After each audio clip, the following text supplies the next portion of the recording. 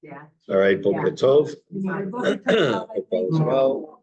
I mentioned to Rhonda just now, I'll say also for the sake of those online, something came up that I have to leave 9:25 for sure. So we're gonna have a little bit short of a class today. I'm sorry, everything's okay. No, it's just have something I have to must be taken care of.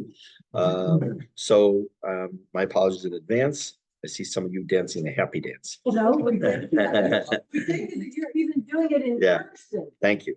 Thank you very much. Okay, we are on the second Mishnah in chapter 3.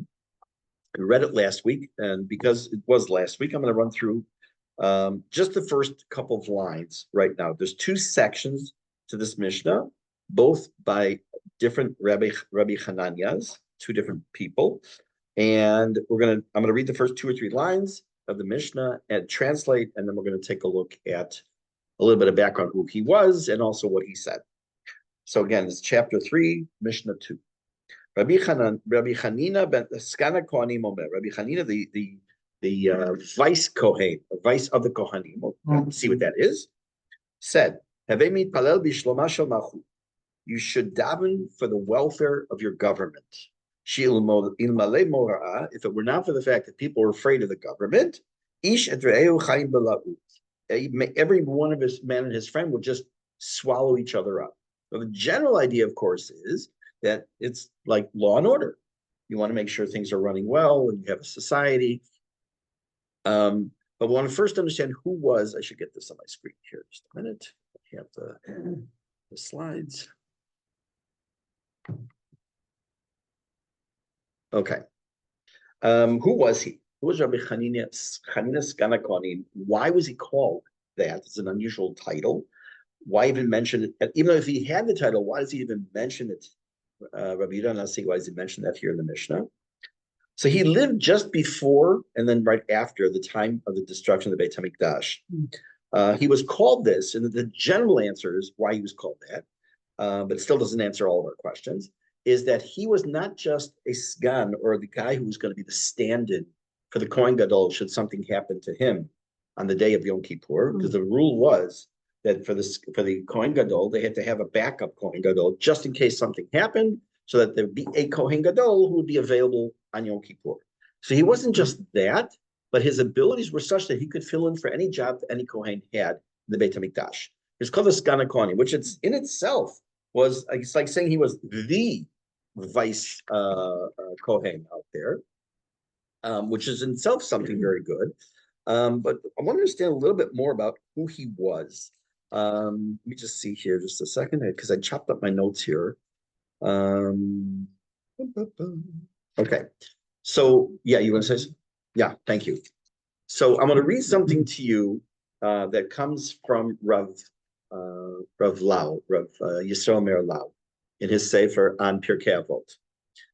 A couple of years ago, when I knew I was going to be teaching at some point Pirke Avot, I bought his sefer, brought it home, and we started learning Pirke Avot. I take it out to start preparing, only to realize I picked up volume 2 of 2 volumes.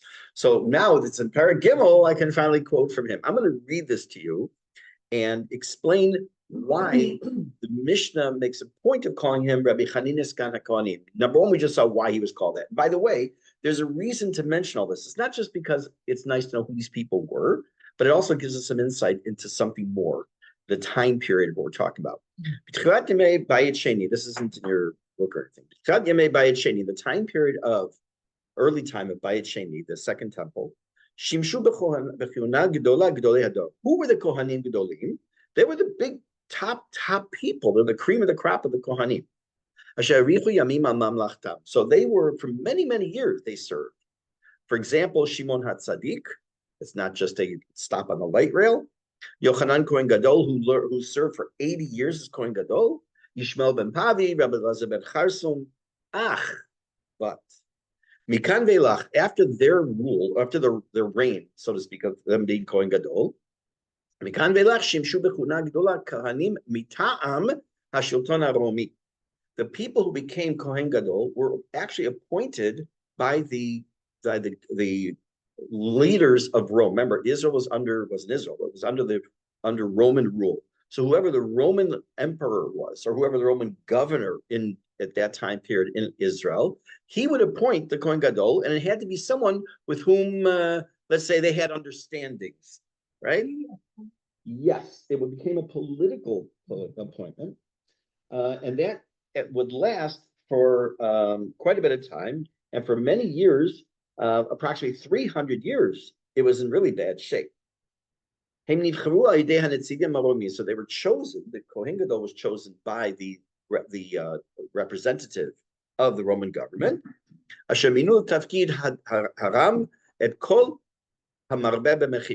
So let's just say that they, like I say, it was a political appointment. His money was involved.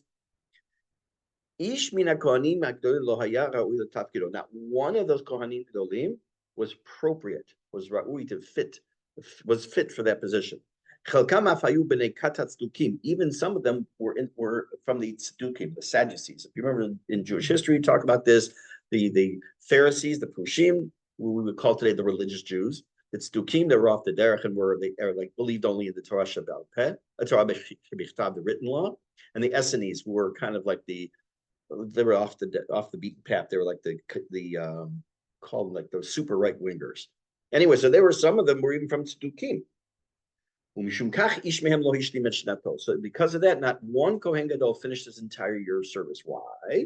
Because we know that on Yom Kippur, if the Kohen Gadol wasn't appropriate, he would die inside the Kodesh Kodashim, the Holy of Holies. So they drag him out. Next. They didn't learn the lesson. Right. Why? Why?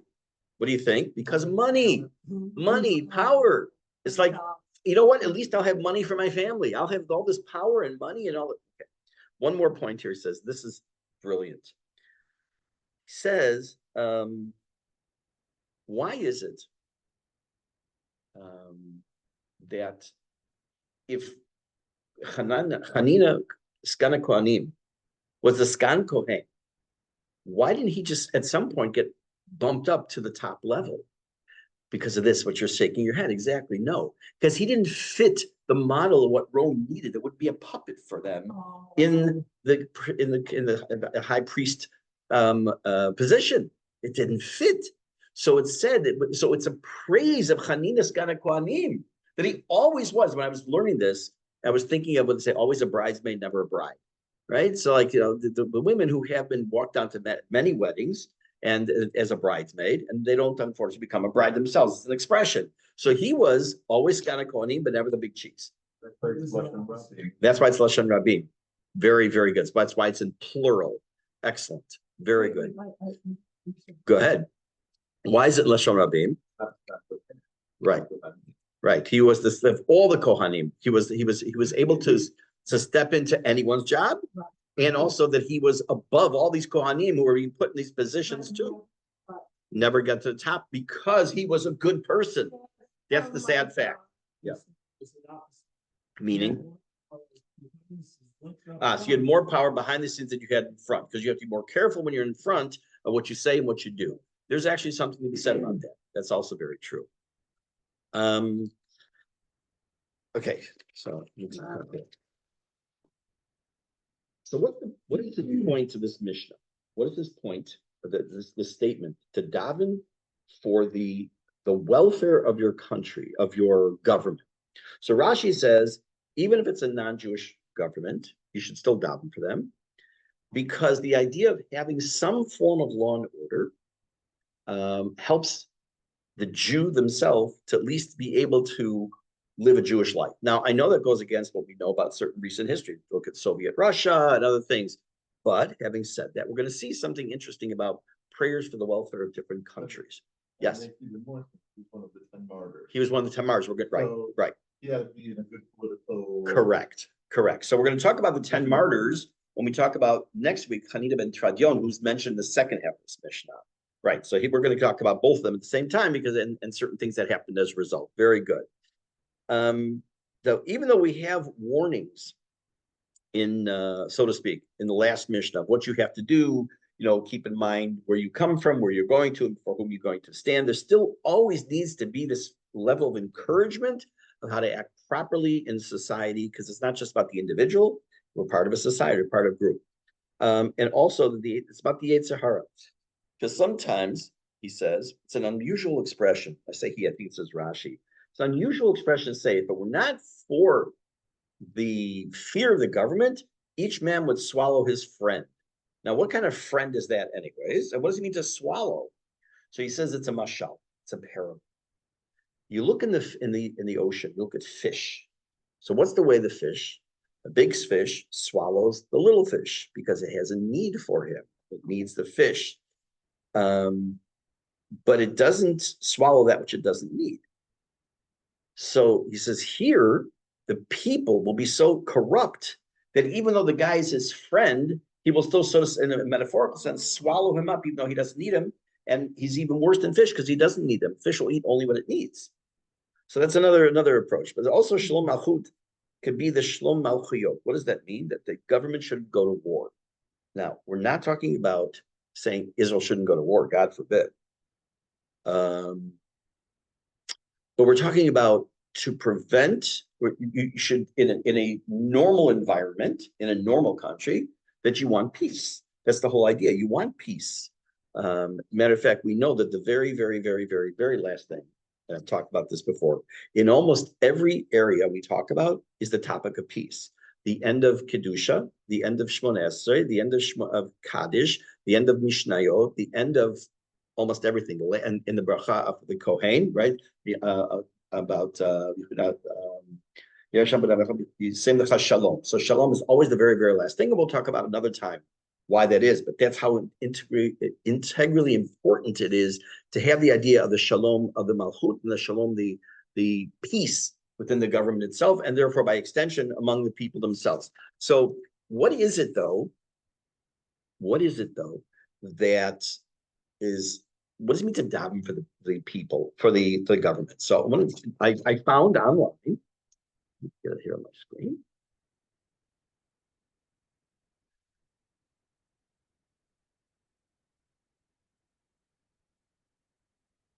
Okay, let's use next week. Okay. In the UK, years and years ago, it's not the same one that's being used today, obviously, because you'll see the names. In the UK, there was a prayer that was written for the royal family to be said on Shabbat morning. I'll read a couple of the lines because they kind of repeat in the various tefillot I'll mention, okay? It says, God who gives the salvation to kings and the government to princes, malchuto malchut kol olamim, but God's kingdom is forever. First, it's praise of God. Then it says, he should bless. And he should uplift and give credence to our sovereign lady, Queen Victoria, Albert Edward, Prince of Wales, the Prince of Wales, and all of the royal family. That's the one that was in the UK many years ago. Again, down, and this one is really a fun one. This is from pre-Soviet Union. This is in the time of the Tsar and the Tsarina. Starts off the same words. Starts the similar wording of the others, and then it says he should watch over and take care of Adonenu, our master, HaKesar Nikolai Alexandrovich, right? Im Ishto HaKesarit, with his wife, this Tsarina Hakruda, the honored Alexandra Fedorovna, Im Benam Yoresha Etzeret, not just her, but also his what do you call this? The ones who are going to Yoresh him,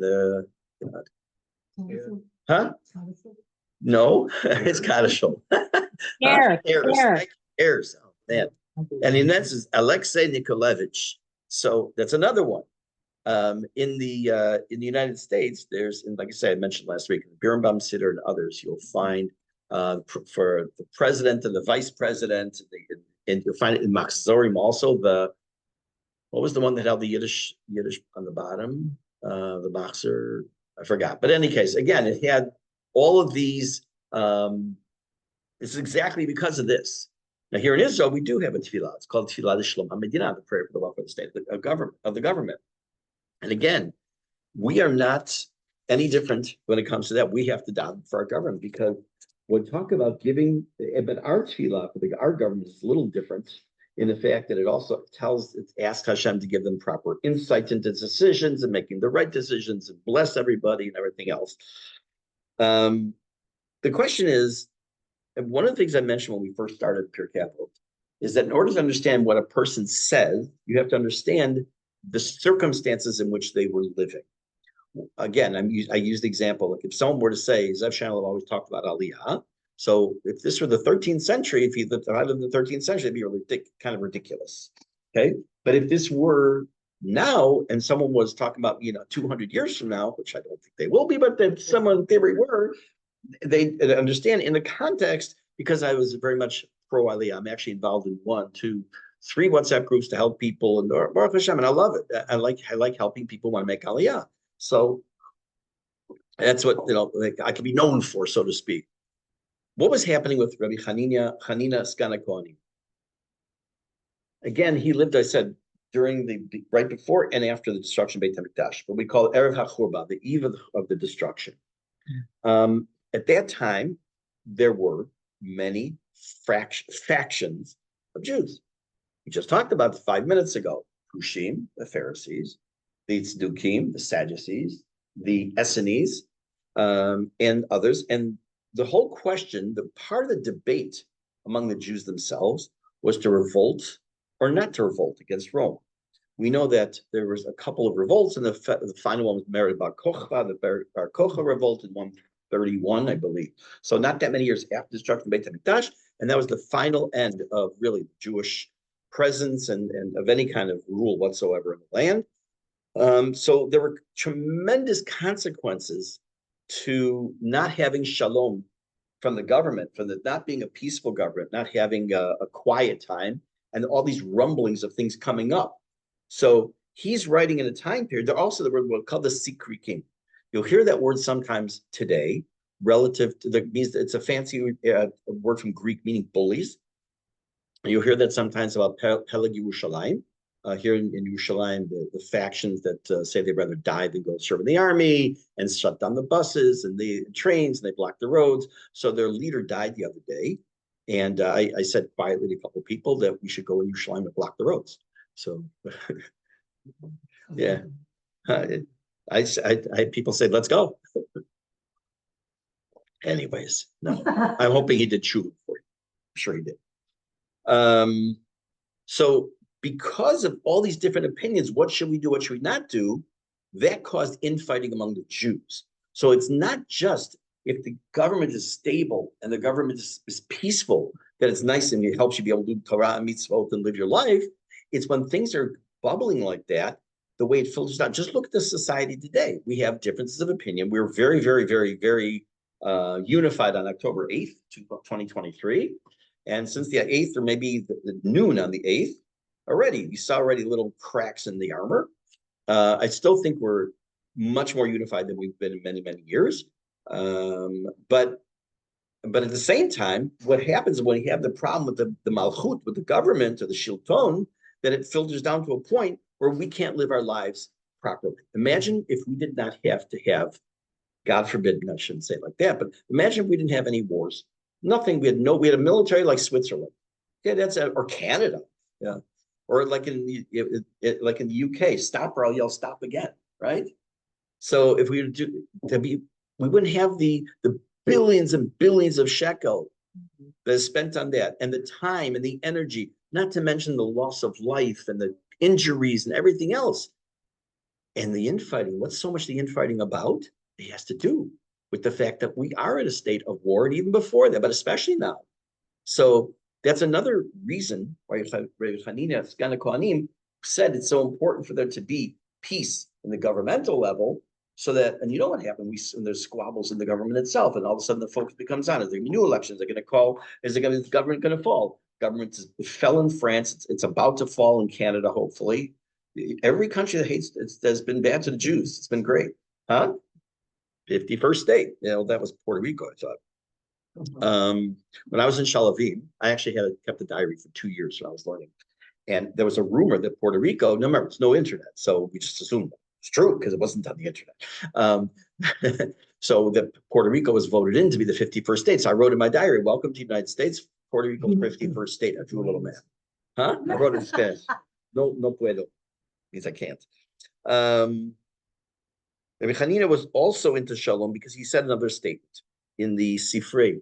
Sifrei was written in the time period of Mishnah, and the Sifra, Sifri, the different names of books or commentaries on different. So the Sifrei is on Bamidbar, Sefer Bamidbar, the book of Bamidbar, and he said as follows: Gadol HaShalom, peace is so critical. Sheshakul keneged kol ma'asev reshit. It's the equivalent of the creation, the 6 days of creation. That's an unbelievable statement. You could say that something is, as important as, keeping Shabbat. But what does that mean? What's the connection? Without the creation, we wouldn't have anything. Therefore, without shalom, we don't really have anything. So that comes back to what I was saying before. Why is shalom the last thing we mention? I've said this many, many times over the years. Why is shalom the last thing we say, mention, or daven for almost everything we do, and including the last Mishnah of all the 4,000 plus Mishnayot? Because you can have all these wonderful things in life. You can have money, and you can have food, and you can have a nice family. But if there's fights, and if there's problems, whether it's shalom bayit, or it's shalom hamalchut, or in the Medina, in the country itself, it affects everything. I said this, I think, already 2 weeks ago when Yaakov, I think if I did say this in this class like 2 weeks ago, it's just stop me. About Yaakov Avinu is making looks like a deal. And it says that he says, if you'll give me lechem lechol uveged lelbosh, if you give me food to eat and you'll give me clothing to wear, then you're my man, you're my guy, right? So I'm making light of it, but it's not really a deal. So what does it mean? Give me food to eat and clothing to wear, because plenty of people have food in their pantry or clothes in their closet they can't wear or can't eat because they're sick, or they're not feeling good, or whatever, they're depressed, they can't get out of bed, whatever it might be. So it's talking about peace. That's what he's ultimately talking about, peace and wholeness. So that shalom is talking about peace. It's talking about tranquility. Every single time I say the word tranquility, I want to think of one thing. What is it? Think. You're all old enough to know. What do I think of when I hear the word tranquility? See, kind of, you're on the right track. No. It's a historical event in the last, it's about 50 years ago. 50? Yeah, more. Tranquility base, that'll help you. On the moon, the landing of the Apollo 11, right? Tranquility. Yeah. I love the Apollo and all that stuff. With that, okay, here's what we're going to do. Yeah, thank you. I just want to see if I want to mention this next thing here. Oh, so I'm gonna leave it to question, and we'll pick it up with the question, and then we're going to talk about the second half of the Mishnah Bezrat Hashem next week, along with I know it's Hanukkah, so we'll figure out what we're going to do. I might just do one class for the whole classes. The question is that the purpose of Pirke Avot we talked about is teaching us midot tovot, proper character traits, and proper way to act. Ben adam lechavero, between man and his fellow man, and ben adam lemakom, between us and Hashem, but mostly ben adam lechavero. What is this davening for the Shalom HaMalchut really doing here? I sort of mentioned it, but there's a little bit deeper answer. How does this really fit in to daven for the Shalom HaMalchut? Okay, again, I sort of already gave the answer, but I want to get a little bit more into that. That's Aleph. Bet, we have to find out or see who is this Hanania ben Tradion, whose name is, as Martin mentioned, also one of the 10 martyrs who did not live at the same time period, over a period of 120 or something years, I believe. So we'll find out about that. They're mentioned twice in our davening, once Yom Kippur, once on Tisha B'Av. And did anything happen as a result of their martyrdom? We'll see. So thank you for this short class, for being here.